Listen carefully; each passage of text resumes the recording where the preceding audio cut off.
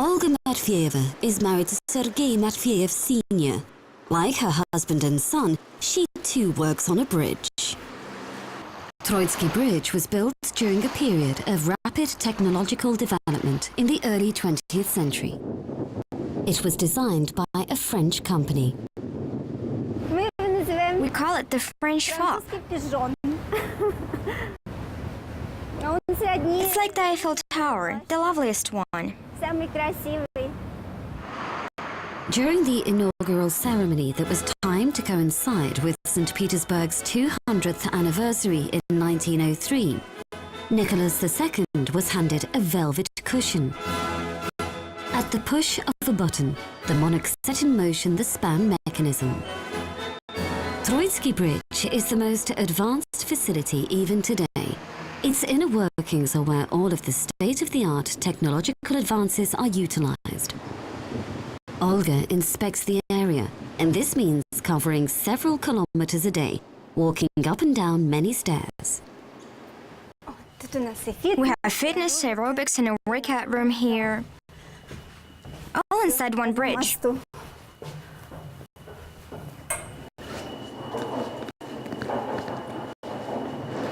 Olga Matveyeva has worked on Troitsky Bridge for a quarter of a century. Like her husband and son, she raised the bridge at night for most of her working years.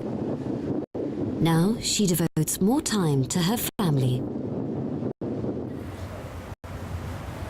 My dear daughter, coming from the institute. The institute where Tatiana is studying is on the embankment right next to Troitsky Bridge. This is why she often drops in to see her mother. Been away from home long? Oh no, just arrived. Oh, the things over there. Is Dad asleep? Yes, and Sergei too. Everyone's asleep, and the cat's sleeping. Olga's other son, Pavel, decided against joining the family dynasty of bridge engineers. He became a sailor and is currently an electrician on board a river bus. We are one with the river. Some people are on bridges. I'm on board ships. There's no difference. We always see each other. When Pavel passes under his father's or mother's bridge, his parents always welcome him. This is the Palace Bridge, a symbol of the city. My dad works here. Pavel introduced his future wife to his parents on board a motorboat. One time this happened. We were under the bridge and I said, "See, my mom works here. It's like we're always together nearby." Her workroom is over there. Pavel, hi, Sonny. The river bus travels along the river and channels, as well as under St. Petersburg's bridges, and is one of the main tourist attractions in the city. The journey leaves the best of impressions when it's sunny and warm, but the weather is capricious, and it often rains, even in the summer. We have a tradition of making a wish while passing under the bridges. So right now, I'll make a wish that we have fine weather tomorrow.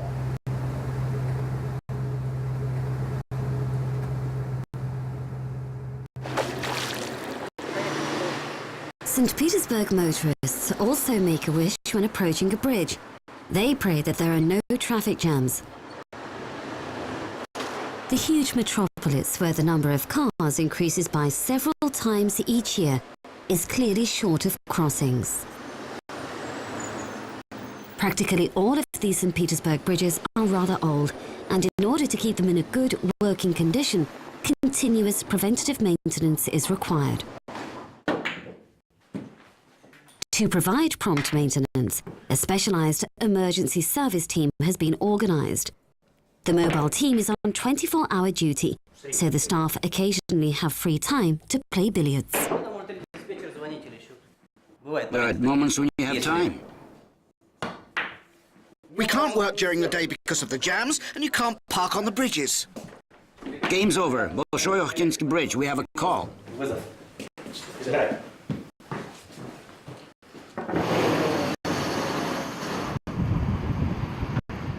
The emergency team has enough work to do at night. The intensity of the traffic subsides. The team doesn't hinder the passage of vehicles, nor would it create additional jams. Earlier in the day, a road sweeper damaged Alexander Nevsky Bridge. The damage must be repaired before the bridge is raised. Fine rain has descended on St. Petersburg. This weather can't stop us. It's just a shower. But if we have a downpour, we'll have to wait for it to end because I can't weld when it's raining. After the repairs are finished, Alexander Nevsky Bridge is opened on schedule. The emergency team, in the meantime, is speeding to the next call.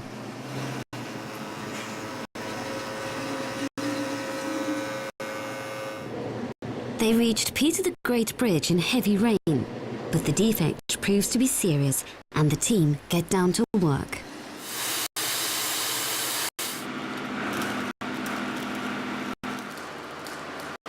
It was against the rules to weld, but I had to do it. Mother Nature has her own ways. The emergency service has to be up and running in any weather, rain, snow, cold or frost. We just do the repairs to avoid delaying the traffic. The Matviev bridge engineers are also at work in all weather, during the week and on bank holidays alike. St. Petersburg's bridges have no days off. The ships must sail and the traffic must flow from one end of the city to the other every day. The white night season ends, the nights become longer and darker. The weather gets worse, then it begins to snow, but we live the bridges all the same.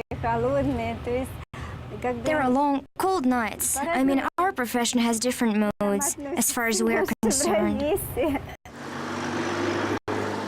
For motorists, the nightly raising of St. Petersburg's bridges can be a real headache, even though there's a timetable that is printed in the press every year before the navigation period begins.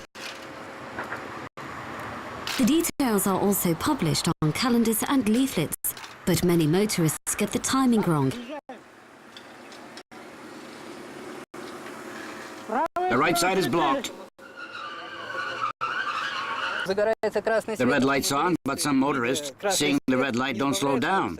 On the contrary, they speed up and attempt to get through. So putting up barriers may put lives at risk. It's no use trying to persuade a guard to let one onto the bridge. Motorists have no other choice than to wait. The bridges are fun to look at, but not we're in a hurry to get back home in the evening. But some motorists believe there are no problems. The rules are very simple. You just have to know the timetable. The bridges can discipline you. Once, Sergei Matviev Sr. was unable to cross a raised bridge. I had to wait all night for it to go down. Of course, I knew all the mechanics personally. I dropped in and had tea with them, but they couldn't couple the bridge all the same, even for me. An engineer can join the spans only in an emergency when someone's life is in danger. There have been several situations like this during Sergei Matviev's career on the Palace Bridge. There were childbirth cases. I mean, pregnant women being taken to hospital by ambulance. On some particularly grave occasions, the ambulance service controller talked on the phone with our own controller and with the river people. And so they stopped their convoy. And the bridge was coupled, and then the ambulance went over, and after that the bridge was drawn again. And so the convoy resumed its journey.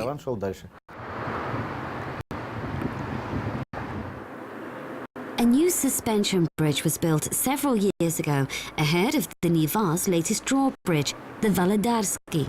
It's high enough for any type of vessel to pass underneath.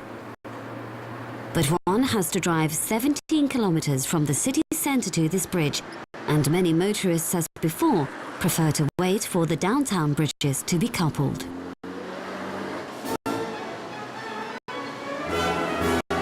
St. Petersburg is a river city. This is why there are water pageants included in the celebrations on many bank holidays, with the Day of the City being the principal one.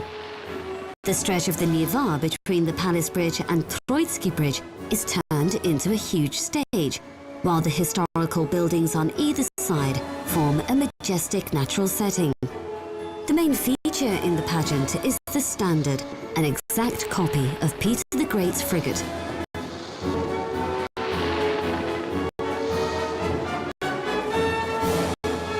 On the day of the city in May 2007, the Palace Bridge was used in the celebrations for the first time, rather than just being a stage set. Throughout the night, its raised span served as huge screens, on which cartoons were shown, including some devoted to St. Petersburg itself.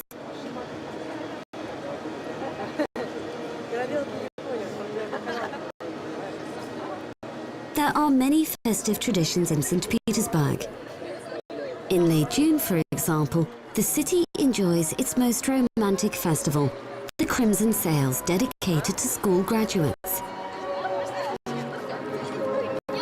It's the only night during the whole year when the bridges aren't drawn and a ban is imposed on navigation. Young people make merry throughout the night, and in the morning they hail a tall ship with crimson sails gliding down the Neva as a symbol of hope, love, and wishes come true.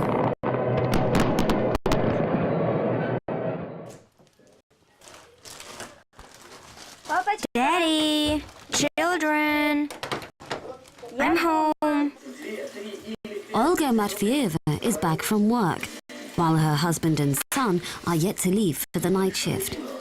A rare moment comes when the family can spend a while together over supper and quietly discuss whatever problems they have. The only person who is absent is Pavel, who has a baby son. My grandson. Their grandson Mikhail is their main pride and joy. Even though the baby is just several months old, his life has been mapped out for the years ahead. He's a hereditary bridge worker. He already has a job reserved for him as a drawbridge engineer. He'll grow up and won't have to rack his brains. It'll be clear where he should work, on a brand new bridge. Mikhail Matveev could well join the dynasty some 20 years from now and come to control St. Petersburg's bridges like his grandmother, grandfather, and uncle did before him. Maybe the Matveevs will still work in the same profession in 100 years' time, because St. Petersburg and its bridges are inseparable.